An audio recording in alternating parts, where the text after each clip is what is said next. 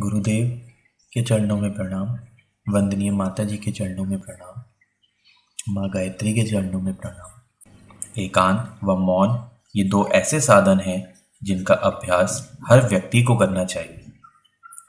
जीवन की विकट परिस्थितियों में जब कोई व्यक्ति साथ नहीं देता, मदद नहीं करता, बल्कि विरोध में खड़ा हो जाता है, ऐसी परिस्थितियों में एकांत व मौन उन अस्त्रों के समान होते हैं जो हमारी रक्षा करते हैं।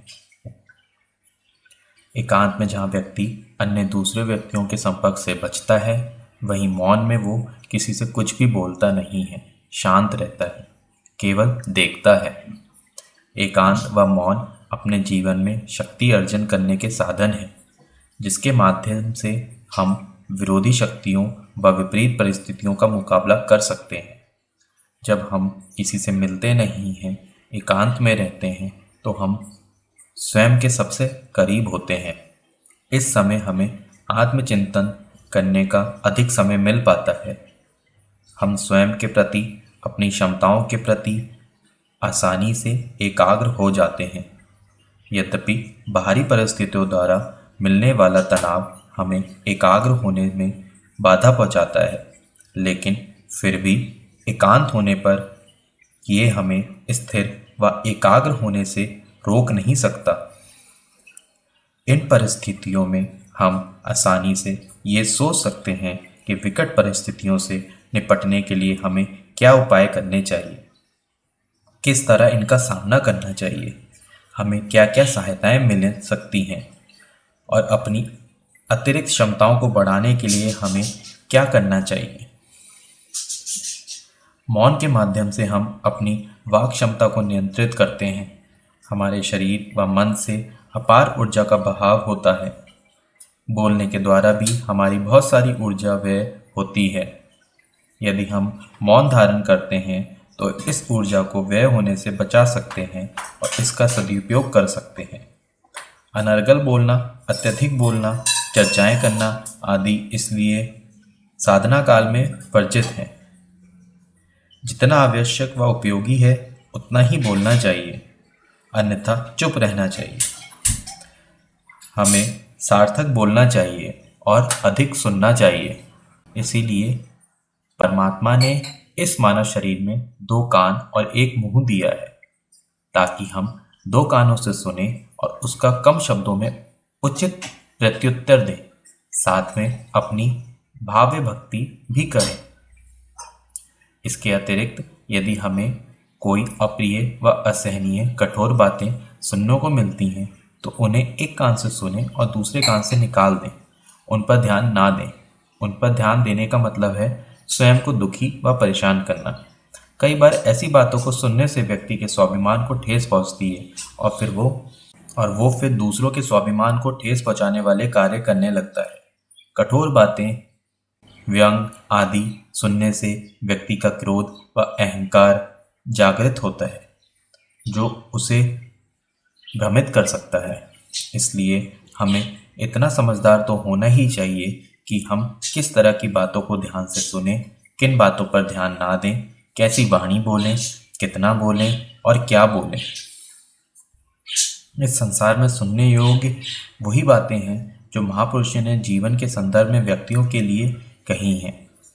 वही बातें हमारा मार्गदर्शन करती हैं, जीवन जीना सिखाती हैं। इसलिए तो स्वतंत्रता के समय अधिकांश समझदार लोग जब जेल चले जाते थे तो वे एकांत व मौन का सहारा लेते थे। एकांत में अपनी साधना करते, ध्यान करते, मौन रहते और स्वयं को श्रेष्ठ विचार देने के लिए स्वाध्याय करते। उस जमाने में स्वाध्याय के लिए इतनी पुस्तकें नहीं थीं जितनी कि आज हैं, और पुस्तक आसानी से भी नहीं मिलती थी। लेकिन जो पुस्तकें हर घर में मौजूद होती हैं वो थी रामायण और भागवत। इसमें भी श्रीमद् भगवद गीता की छोटी पॉकेट पुस्तक लेकर लोग उसका मनन चिंतन करते थे और स्वयं को परमात्मा के अधिक निकट पाते थे। एक बार लोकमान्य तिलक के हाथ की हड्डी टूट गई थी और इसके कारण उन्हें अपने हाथ का ऑपरेशन करवाना था। चूंकि वे क्रांतिकारी गतिविधियों में शामिल थे और बहुत सारी योजनाओं के सूत्रधार थे, अतः ऑपरेशन के लिए जब वे चिकित्सक के पास गए तो उन्होंने डॉक्टर से कहा कि वे उन्हें बेहोश ना करे, चैतन्य अवस्था में ही ऑपरेशन करे, क्योंकि तिलक को पता था कि यदि उन्हें बेहोश करके ऑपरेशन किया गया तो हो सकता है कि अनगिनत योजनाएं व गुप्त बातों को वे बेहोशी की अवस्था में कहने लगे और उनका सब राज डॉक्टरों व उनके द्वारा अंग्रेजों के सामने प्रकट हो जाए। इसलिए उन्होंने अपनी गीता उठाई और उसे पढ़ना शुरू किया और उसमें इतनी गहराई से तल्लीन हो गए, भाव में डूब गए कि भयंकर दर्द होने पर भी ना तो उन्होंने कोई आवाज की और ना ही चीखे। शांत भाव से वे केवल पढ़ते रहे, जैसे कोई योगी हो जिसने अपनी चेतना को अपने शरीर से पृथक कर लिया हो। जब उनका ऑपरेशन हो गया तब वे अपनी चेतना के गहरे भाव से सामान्य स्तर पर आ गए। क्रांतिकारी बिस्मिल, चंद्रशेखर आजाद, भगत सिंह, सुखदेव आदि ने भी अपने जीवन की विकट परिस्थितियों में एकांत व मौन का सहारा लिया और निरंतर स्वाध्याय किया, क्योंकि एकांत व मौन में यदि हमारा मन स्वस्थ विचारों से परिपूर्ण नहीं है तो अनावश्यक विचारों की दौड़ से मन और भी उद्विग्न हो जाएगा।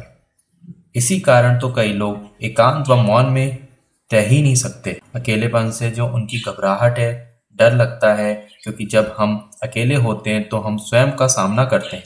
यदि हम अच्छे हैं, अच्छे कर्म किए हैं तो स्वयं का सामना करने से हमें शक्ति प्राप्त होती है, और यदि हमने बुरे कर्म किए हैं तो हमारी अंतरात्मा हमें प्रताड़ना देती है, बुरी तरह से दुत्कारती है और उसका सामना करने का हमारे अंदर साहस नहीं होता।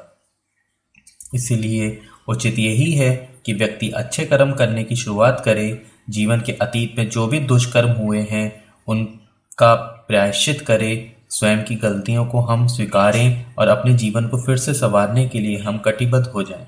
ऐसा होने पर निश्चित रूप से एकांत, मौन व स्वाध्याय का समन्वय हमारे लिए जीवनदायिनी औषधि की तरह हो जाएगा।